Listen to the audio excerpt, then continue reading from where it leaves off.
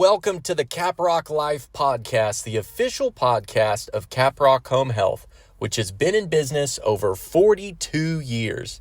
We are the largest family-owned home health company in Texas. Our mission is to keep our clients safe, comfortable, and independent in their home. We are a values-based company, and our core values spell the acronym DIRECT, because our core values direct how we behave. Our core values are drive, integrity, respect, empowerment, compassion, and teamwork. Our standard of excellence: work hard, be nice, have fun. Let's get into it. All right, well, we interrupt our normal programming to bring you a special Caprock Life podcast today. We've got our usual fearless leader with us, Carlos Morales. Carlos, how you doing today? Oh, I'm doing fantastic. Awesome. Absolutely great. Well, we're glad to have you on board. And we also have a very special guest today, Steve Sosland. So Steve Sosland is a mentor. He's an executive coach for a few of us here at Caprock. He has just offered a wealth of knowledge for us. So we're just eternally grateful to the wisdom he's imparted to us. He's a professional disruptor, and he's actually coaching organizations now on how to build culture and build a values-based culture. So Steve helped us in our values refresh, and we held a values summit.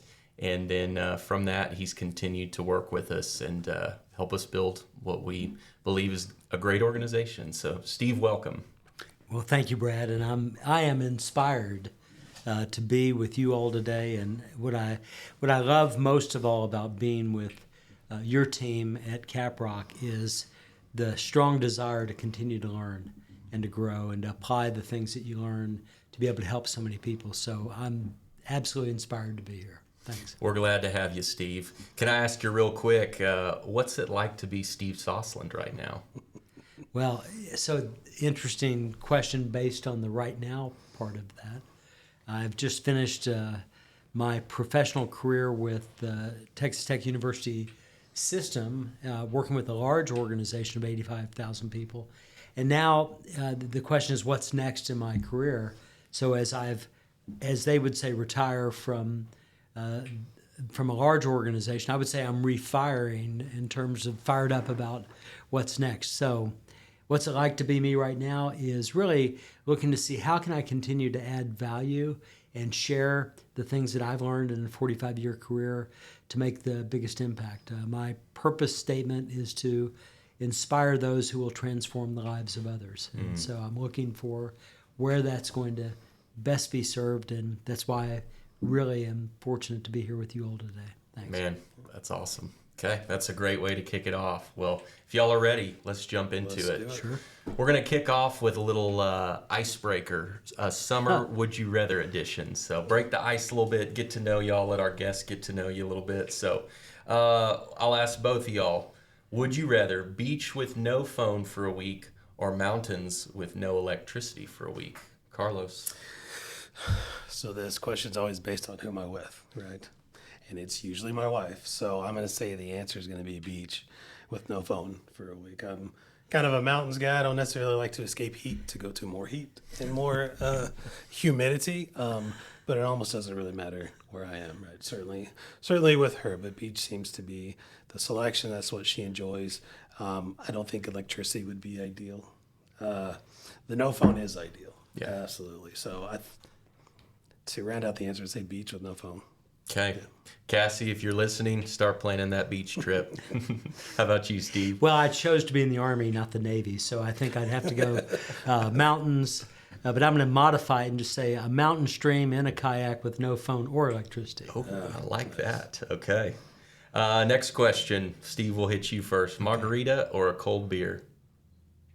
Is that an or? Or you can add a third one. I know your preference. I'd have a margarita without the. I'd cut the lime and cut the orange liqueur, and I'll take that margarita. Oh, that sounds good. Yeah. How about you, Carlos? Mine's usually I'd say cold beer. I can get down with it. There's so many selections, right? So didn't say what kind. So if I get to choose, if it was I'd choose that. Yeah. But Both sound good. I love my tequila. I certainly love a great margarita. Very hard to beat. Yeah. Good stuff. All right, let's go footwear. Well, no. You answer that one. Yeah, there we go.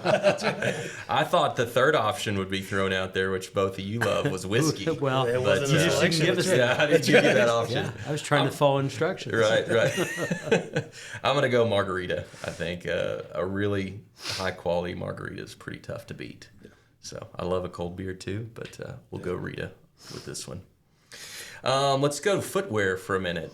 Would you choose flip-flops, Crocs, or Hey Dudes to rock in the summertime? Well, I rarely rock any of those, to be honest with you. But if there's a choice between those, I'd say flip-flops. Flip-flops, yeah. Guess you could go barefoot too. We didn't give you that option. Yeah, if it's hot outside, I'd probably not. Yeah. It's usually sneakers for me. Yeah. But flip-flops would be the next option. How about you, Steve? Well, I live in the hill country with chiggers, so the more covering, the better. And to continue the juxtaposition between Carlos and me, I guess I'll have to go Crocs. Crocs, yeah.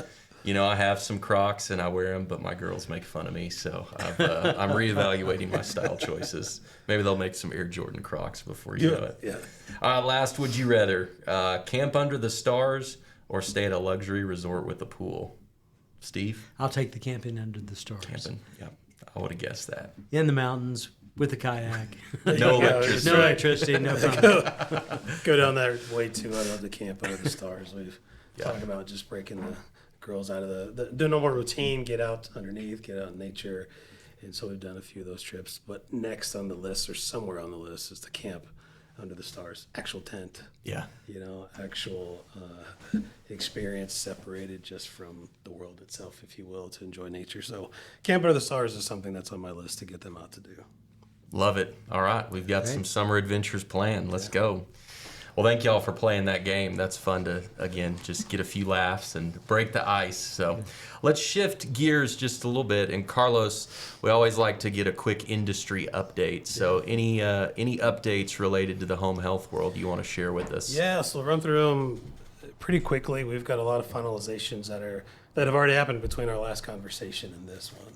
And so those that are specific to our industry, certainly related to the long-term care services that they have, we've gotten at least deem as the final determination for our rates moving forward. So we should have an increase to be able to increase our attendance up to $13 an hour. Plus, depends on financial structure. They've done away with the acre, the attendant rate compensation enhancement, so that makes it a little bit more challenging. But it simplifies the playing field for everybody. There's still the 90% rule that we need to average at least payments of 90% of our reimbursement to our attendants through pay, benefits, payroll taxes, and things like that. But it's also going to come with a 14% rate of payroll taxes and benefits, and we did not get up to that number last time. So there was a little bit of a gap that we had to continue to fill. That was a challenge for many, even for us. But on top of that, we also have a 24-cent support service increase. And so that's ideally for overhead, if you want to call it that, for support services for these. And we haven't had an increase in that area the last almost 18 years. So absolutely unheard of. It's not what we'd asked for as an industry. Now we want to fight for, but it's something. They gave us something. So the last couple of sessions have been very favorable, I'd say, in at least identifying the increased need for reimbursement to pay our attendants better, to support the services that we have. And the last two sessions have been very favorable. Again, not where we wanted, but the reality is they're listening and they're providing some increases. So July 16th, they're going to have a public rate hearing on these, and these are all expected to go into effect September 1st. As the new calendar year, fiscal year for the state happens. So we'll learn more after the public rate hearing, more of the regulations and regulatory requirements that come with that, and the calculations, and we'll do our own, and we'll hopefully have some increased rates for our attendance, and hopefully some funds for our support services that we should be able to help us move forward and accomplish our goals financially. For the federal end, big thing I know they're focusing on is reducing complexities. That has to do with the prior authorization systems. I know they had a meeting with that. That affects hospitals as much as it affects home health. We're at the prior authorization process.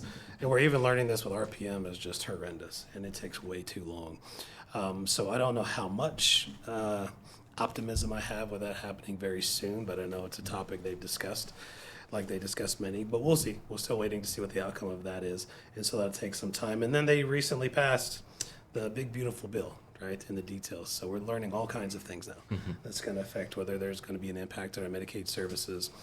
Certainly at the final rule for the rates for CMS, certainly for the home health prospective payment systems out. Again, not done.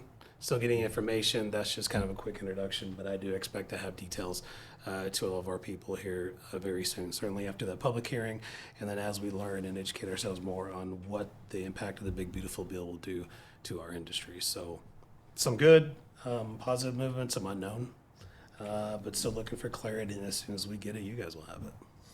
Sounds great. Well, thanks for the Cliff Notes version of that, and sounds like very more to much come. Cliff Notes version, but more to come, certainly. Yeah. And luckily, we've got a great team digging into that, staying abreast of all the legislative changes, Good both update. at the state and federal level. And again, all of it ties back to our purpose, which is to help people. So Absolutely. hopefully these rate increases allow us to continue to do that. Well, let's shift gears a little bit. We always like to celebrate a values moment, and I want to give a kudos real quick to an amazing attendant in Abilene. And this gal, I'm just going to read this because it's too good not to. And it's on behalf of Lauren Perrick, our Abilene Stateside Program Director. We give today's kudos to an amazing attendant, Carolyn Smith. She's been with us almost 2 years as a caregiver and rides the bus to get to all of her clients she cares for. Wow. She's dependable and willing to do backup services to ensure clients get the coverage they need. Man, that's some compassion, some drive, some teamwork. Like, Big drive right there. That's not easy to do.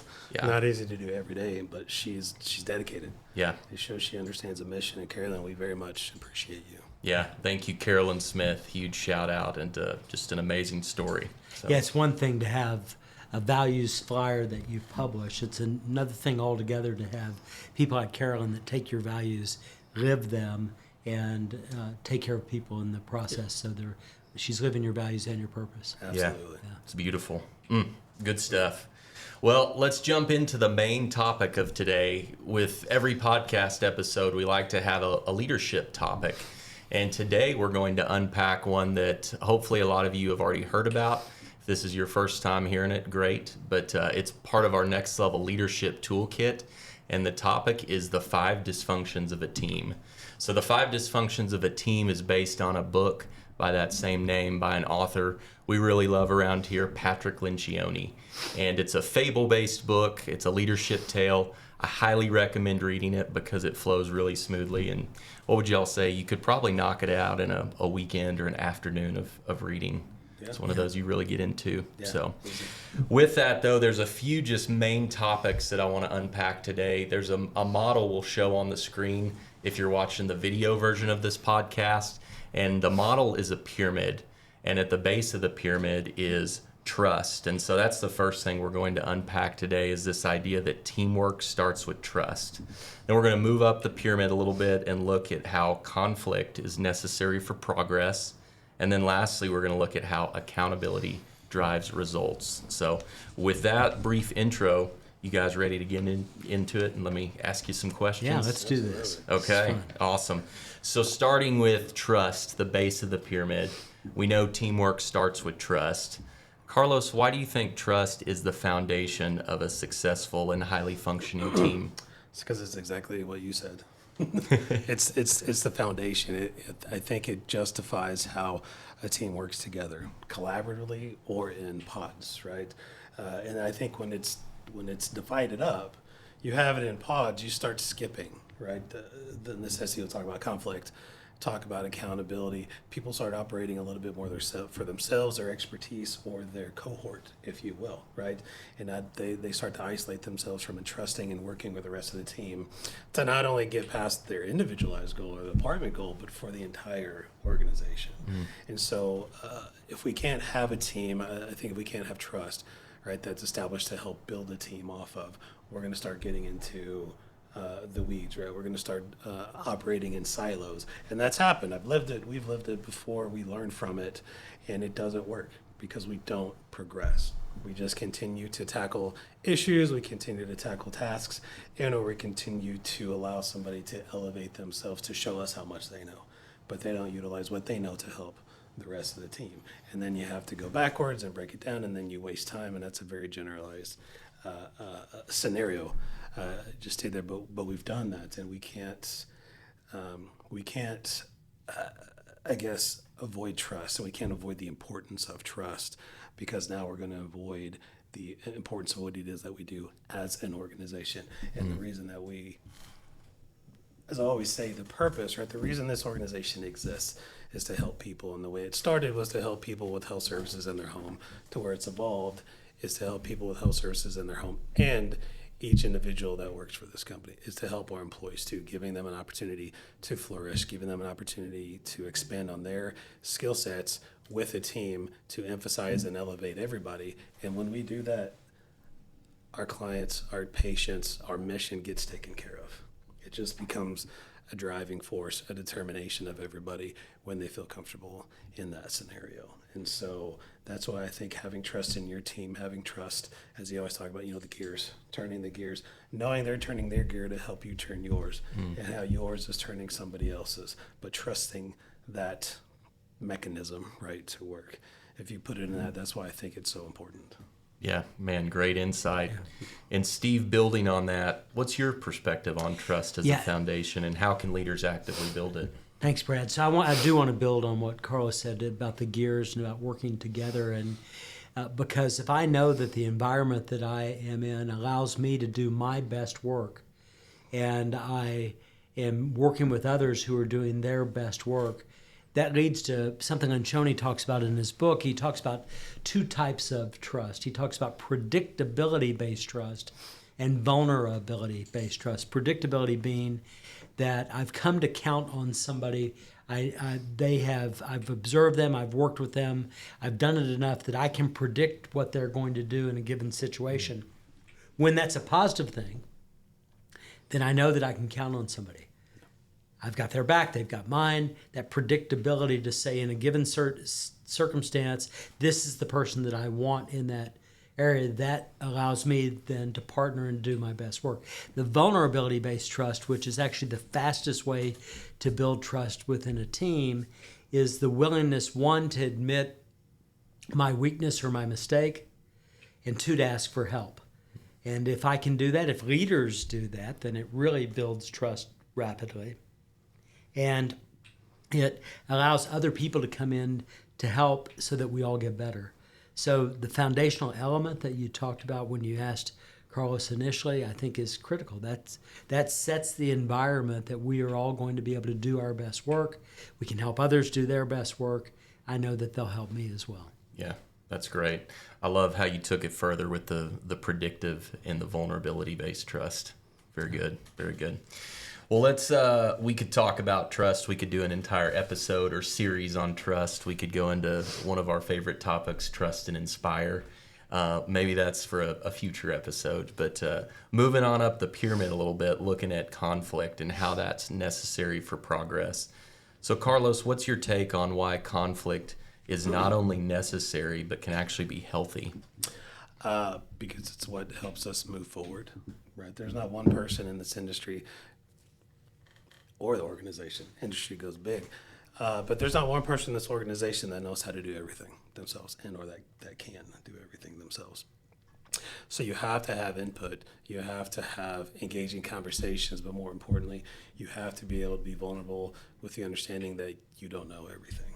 And your way may not be the best way, right? And that's hard to realize. It's always hard to swallow. But healthy conflict, and I don't know if you said healthy conflict, I'm taking it right too. That's great. Healthy conflict actually opens up the opportunity for you to hear somebody else's perspective.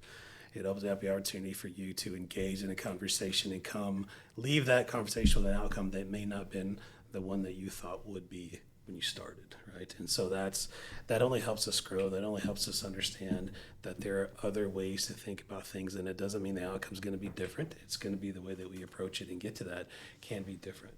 And so having opportunities for healthy conflict helps engage the rest of your team too. So they're being heard, right? They're being listened to, and they have bought in, right? So now we've got the practice of empowerment. That I came with an idea, the expectation of a process to the outcome, and we left with the same idea of how we're going to get to that outcome, but a different process because somebody else presented something better.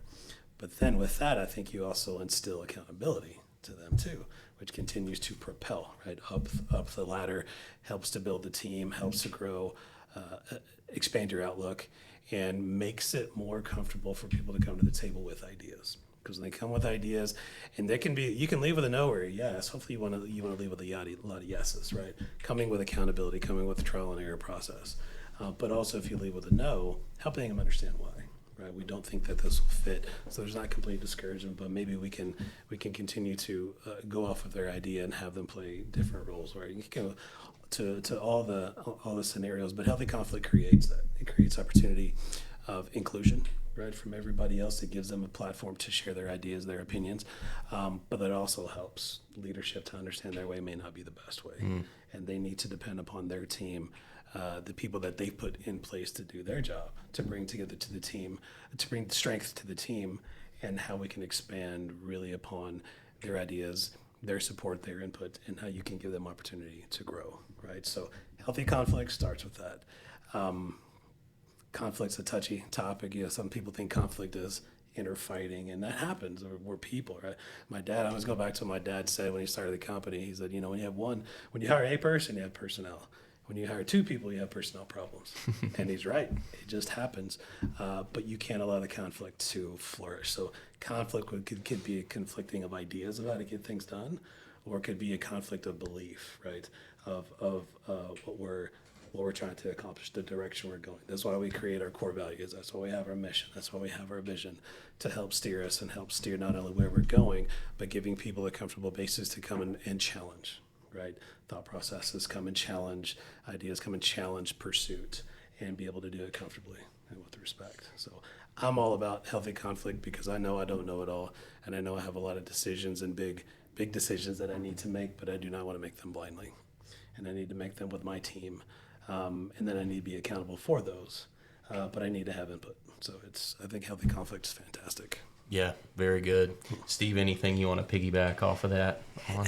I will, but I'm also going to take it maybe a little bit of a different direction as well, because if we think about what happens when we don't have conflict, if in a meeting we get to a point where somebody says, who has a different view of this, or who would push back on that, and there's crickets, nobody says anything, that's when we really know we have a problem. Because if a leader is doing that in a meeting and nobody pushes back, then it's the assumption that that leader is going to have her or his way, and it's going to do that. And then we run a risk. Maybe that's their idea, but we don't have. There may be a better idea that's out there, and we haven't heard it. So how do we create this environment where everybody has their say, even if they don't have their way? And get the ideas on the table so that we can continue to improve. Improvement relies on trying something new, something different. That's what improvement is. And we're going to find that if we've got an environment that gets these ideas and these conflict. Also, conflict is in its best form is a conversation. It's a dialogue, or better yet, a multilogue. Monologue is one person, dialogue's two, multilogue, having a group of people that are throwing things out and they build on each other. So it's not A or B, but it ends up being A and B and C coming together and finding another solution. This conflict, especially in a large organization where there's different ways to get things accomplished, ends up with a better solution in the long run.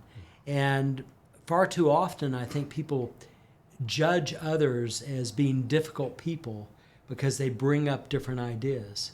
We talked earlier about for some of us, one of our favorite television series is on Apple TV with Ted Lasso.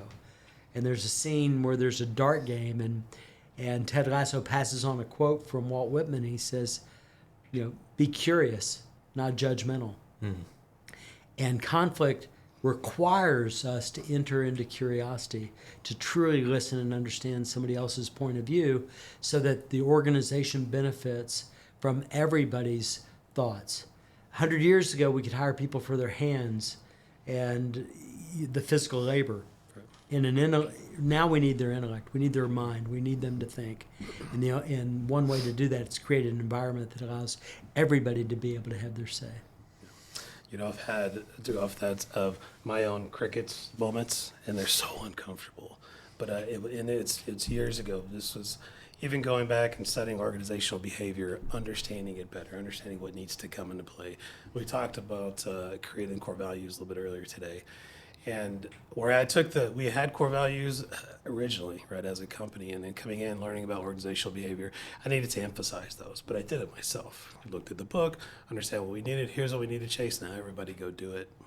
That was an act of, hey, well, you told me what I need to do. Okay, that's going to be your idea, that's what we're going to do. So then going into the continued, I'm going to call it failures of my position taking over leadership. I learned certainly through many of them, but I had a lot of those opportunities where we'd go talk about what we're going to do, look to get input inside of improvement, and you do it as a group and ask questions like, what do you guys think about this, and get nothing back. Yeah, it was uncomfortable. So now I'm like, okay, well, I have to fill space, and I'm not the most dynamic speaker anyway. So now I feel like I'm speaking at them, and they're just going to follow what I say, and that just crawls all over me because I hate that. I don't like that because I don't know what's going to work. And so we've done a tremendous amount of work in the last few years, certainly with the inclusion of Brad in his position and the emphasis we put on this to the summit we had a couple of years ago, with the inclusion of the core values, people buying in. Our conversations in these locations have been different, but also the inclusion of other players, leadership positions to ask these questions. I realized I hadn't created that level of comfort, but I really think it was more, I hadn't created that level of trust. And so now that I think we're doing that, we're always going to be working on that, right? So you don't stop that. Once you get there, you don't go to the next. Everything starts to fall in line, but you always focus and emphasize on that, but utilizing others to do and help that. Those cricket moments have started to go away, and we need to encourage more. So that's going to come from the action. We've talked about it too. We always ask for input. I don't know that we've got any yet from these podcasts, but we're going to pull people in, right, to be a part of this. We're going to show how comfortable and friendly it really is, but how much we actually need engagement from people and how much we desire it. And we're going to eliminate those crickets moments. Yeah. May I add one thing, Brad? Yes, sir. On any given team, it's likely that we're going to have a combination of extroverts and introverts. So in a healthy debate, a lot of times the extroverts are the first to speak out. Yeah. But the reason is that's why they're an extrovert. They're an extrovert because in order to think through something, to sound it out, they want to be able to talk it through and hear themselves speak and bounce it off somebody else. That's what makes them an extrovert, where an introvert is more likely to want to process, think before they speak.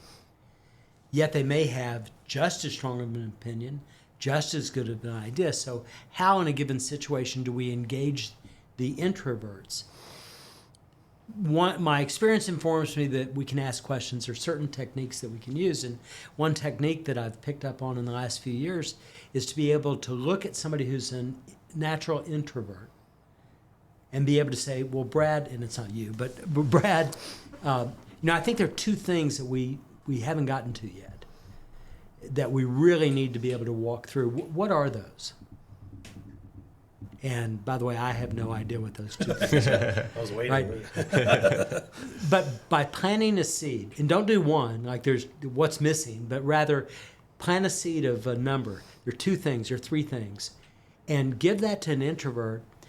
They're problem solvers. They'll naturally come up with something. And that's when we're probably going to hear something that's different from all of the other conversations that's been going around the table. So how do we engage everybody in the discussion? That's a technique to develop by learning what questions to ask. Yeah, man. Yeah. Again, we could do a whole episode on how conflict is necessary for progress, but we got to move on. So great insights there. Let's look at the third and final point for today, and that is that accountability drives results. So Carlos, talking about accountability, especially when we talk about self-accountability, how does accountability translate into real results for teams? So, a lot of what I've learned, and it's a very generalized statement, so I'm talking to nobody other than just for the basis of the discussion. But everybody wants accountability until it's themselves because it's hard to accept. And usually accountability, a lot of times it just comes with the results, with improvement, and a lot of what we're talking about here. But a lot of it is self-drive, right? What's going to drive you? What are you holding yourself accountable so you don't get to those awkward accountability moments, right? How does it drive you? And that's one of my priorities for this year. That falls into that is the extreme ownership. And I had to pull it up because I always get his name wrong. But Jocko Willing. There's a video, we should send it out, right, to everybody. We talks about extreme ownership, and if there's any way to summarize it, it's ideally your team of people, having them understand your why, right, their responsibility, or the what, how we're going to do it, empower and motivate and engage them to understand what that mission is, if you understand it, to buy into it so much that they will take it upon themselves to perform at their highest peak, to ensure that they perform at their highest results, their highest capabilities, whatever the words are that you want to use, that they hold themselves accountable so much that I don't have to, right? Or in essence, he doesn't have to. And it's a great story. I'm not going to tell it. I think you guys should watch the video. It's extremely impactful. But accountability helps create high performers, right? You hold yourself accountable to a certain extent. You understand, you have clarity of what's expected of you and what your responsibility is in the organization, in the world, in the big picture, right? What everybody's responsibility is and how it drives a big picture. Accountability, you want to say it almost takes care of itself, right? Now that's the point of his story. And that's what I think, if we're going off of that pyramid, having those other two, trust and conflict, creates that, right? Empowering people, having enough of those conversations where they know their job, they know what they're accountable for, and they're so driven to help the team and take care of their focus, their specific piece, that they're going to do it, and they're going to drive themselves, right? Before even getting to that conversation of accountability or performance questions, based type results. And that's ultimately what we want. It takes a lot of work, certainly a lot of clarity, a lot of support, a lot of conversation, a lot of conflict to get there. But that's ultimately what our goal is, right? And I think it starts internally. And so in order to have extreme ownership, as we've talked about before, got to understand your role, got to understand, have clarity of what's expected of you and how you impact the rest of the team. And that's where it starts. And once you have that, you have the conversations, it just goes, right? I can start repeating myself here. But that's what I love about accountability, but I do think it starts individually. Yeah. And I guess what I would add is two things. One, accountability in its basic form is doing what we say we're going to do when we're going to do it to the standard we've agreed upon, and holding myself accountable to that. But the other thing I would share is that you used three different words, Carlos, that are all important. You talked about ownership and Jocko Willink and extreme ownership. You talked about accountability. You talked about responsibility. But if we look up any of those words, there's a tendency that it's a circular argument that trying to differentiate ownership from accountability from responsibility, we end up using those other words in the definition, and it's hard to distinguish. So one way to distinguish those three words, ownership, accountability, and responsibility, is to understand what they're not. So I could juxtapose each of those words with something else. So ownership versus blame. Right. Either I'm going to own it or I'm going to blame it on somebody else. Accountability versus excuses. Yeah. I do what I say I'm going to do, or I make excuses for why I didn't do that. And then responsibility versus denial. I'm going to be a responsible person. I'm going to make sure that gets done, or I'm going to deny that I had anything to do with it at all. And so maybe that helps to understand if I don't want to blame it on others, make excuses, or deny my role, then I'm going to take extreme ownership, hold myself accountable, and take responsibility. Yeah. Yeah, great insights. And I know Lencioni talks about accountability actually being an act of love, because you hold people accountable you care for. And so whether that's self-love, I've got such a high standard of excellence for myself, so I'm going to hold myself accountable, but it's also holding other people accountable because I care about you. I want what's best for Steve or for Carlos. So that's always resonated with me when I heard Lencioni describe. You don't always hear love in the workplace, but I thought that was a pretty cool way to view it as well. Any final thoughts, guys, on accountability driving results before we look to wrap? Oh, I just say this to you, Brad. I love you, Brad. just in case you haven't heard that. Well, in the thank you, workplace Steve. here. Thank you. I love you guys too. No, that's great. Well, as we look to wrap, any final thoughts on the entire pyramid of the high functioning team or the 5 dysfunctions of a team, the model we just reviewed? Gosh, there's so much right to it, and it's so continuous. But it's one that we're going to continue to address. We just addressed it this morning, right? Certainly with new hires, but continuously with our teams. And as you had stated, I can't remember word for word, but it's, people are really, they want reminders, right? Not so much, and I forget this, can you tell me what that statement is? Sure, it's a guy named Samuel Johnson in the 18th century who said that people need to be reminded more than we need to be instructed. Yes, and so I wrote it down, so I apologize. I brutalized that whole thing, but I believe in it. So I think a lot of the things we're putting out there, from the leadership aspects to discussions, are certainly can be seen as instructions. We're providing resources, and it could be new to some people, but it won't be new for long because we will continue them. There will be reminders. We will utilize these. We have a fantastic, as we talk about, playbook coming out soon that's going to emphasize a lot of these things that are highly usable, right? Recyclable, never to be forgotten, things that we'll continue to use them in conversations and revisit them. And if you want to call them fundamentals, right? And you often have to come back to fundamentals. It's just like in baseball, growing up playing baseball, I would get too far of my skill set. I thought that I was just so good, so now I'm trying to hit home runs every time, and then I lose the fundamentals of the stance, of the swing, focusing on the pitch and other aspects of it. You always have to get brought down, right? Brought back down a little bit to the level just to reemphasize and understand it, to help emphasize your mindset, to help focus on really what's important without forgetting it. Eventually, some of these things will become innate, but we'll never stop reminding. So I'm excited that we do these. And for that too, I mean, that's something that will be, that's going to be applicable for years to come. Yeah. Yeah. Steve, any final thoughts as we wrap? I believe, and my experience informs me, that lifelong leaders are lifelong learners and are never happy with status quo and where they are, but are always trying to grow. So hats off to you all for doing this podcast series and to continue to grow as leaders and to model that for the entire organization. Yeah. It's really great. Awesome. Thanks. Well, thanks to both you.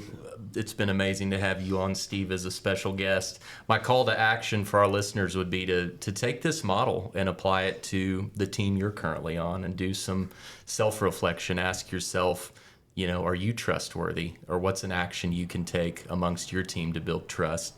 And then I'd ask you, is there an area you're embracing or avoiding conflict in your own life, maybe at work or relationally? And then lastly, talking about accountability driving results, are you holding yourself to a high standard, the highest standard possible? So take those questions, chew on them, apply this model to your life and your team locally at your office, and I can't wait to hear what the outcome is from that. So that's a wrap. Thank you all for tuning in today to the Caprock Life podcast. As always, continue to lead with our values, and we'll catch you next time. Thank you.